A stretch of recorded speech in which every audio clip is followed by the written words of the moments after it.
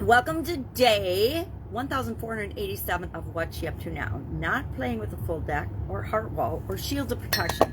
We talked about for our annual challenge to BU 365-day challenge to do one thing every day that improves us. We talked about emotions and trapped emotions, and sometimes we form things like walls around our heart. 99% plus of the population, according to Dr. Bradley Nelson, who published the Emotion Code in 2011, talks about heart walls and how we form walls around our heart made out of different materials. No two heart walls are the same, yada, yada, yada. I discovered the topic following my sudden cardiac arrest. I had a broken heart syndrome, it's called. And so I was looking for what causes this, what could have created this, and how could this have happened to me? And one of the answers I found was from Darius Barazanti's Summit. He did teleseminars, or he did not telesummits. He just did telephone calls that he recorded. What were those called?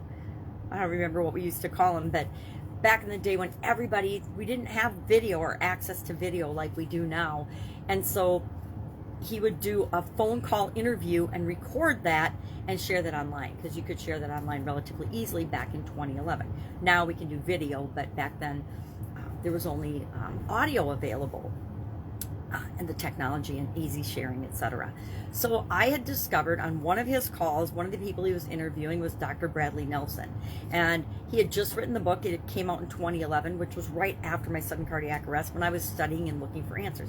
And I found that I really resonated with me. The idea of we trap emotions in our bodies, different places in our bodies, and they stay there. We think on a subconscious level that we let go of stuff, or on a conscious level that we let go of things, but we actually don't. We hang on to them. Sometimes we hang on to them for our entire life. Sometimes we hang on to them beyond our entire life by impacting future generations and our children, as well as we get some things, we inherit some things, just like we inherit our eye color and our hairs, the shape of our face, the shape of our body, our height, our weight, everything from our ancestors. We can inherit emotions and feelings, that things that are trapped. Now, they don't mean to have us inherit them. They don't have any control over that, right?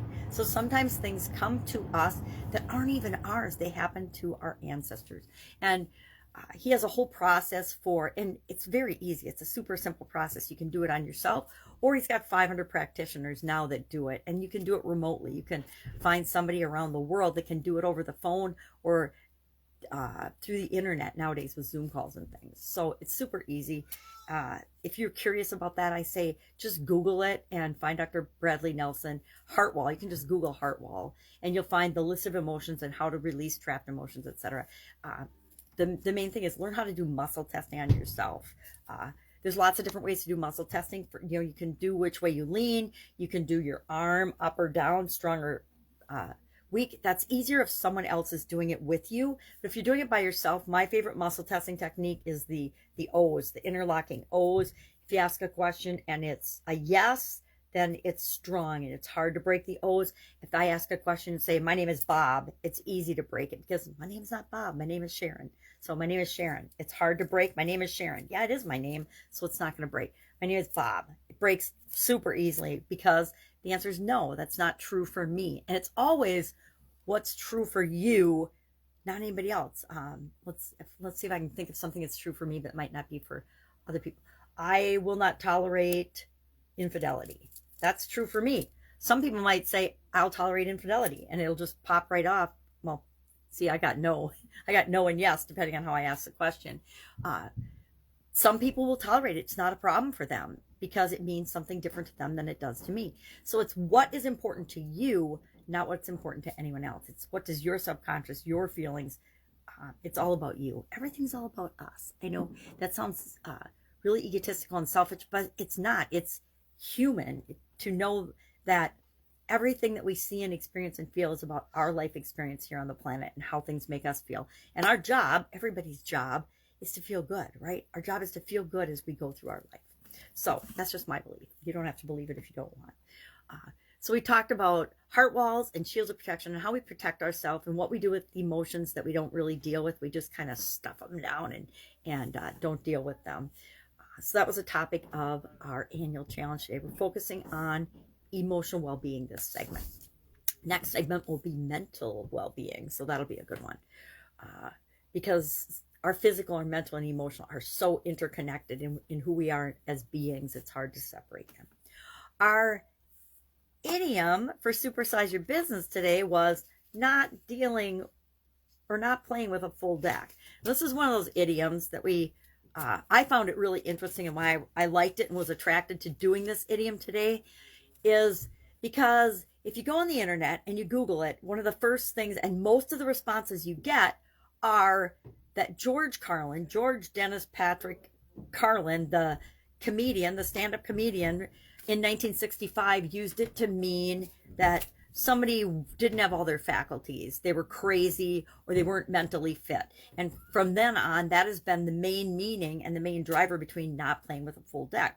But it's really been around since the 1500s when there was a tax on decks of cards. Don't know why, but somebody decided they would tax decks of cards, I guess any entertainment. So people, instead of selling decks of cards with 52 cards, sold decks of cards with 51 cards to get around the tax. And that then meant that you were playing a game using a deck of cards that only had 51 cards instead of 52. So sometimes it meant then that you weren't being completely honest in a contest or in a discussion, meaning you were holding something back, withholding something, or you were playing with a short deck, right? A deck that was one card short. And how would that impact the game? I don't know what card they left out of the deck. Doesn't matter in the 1500s.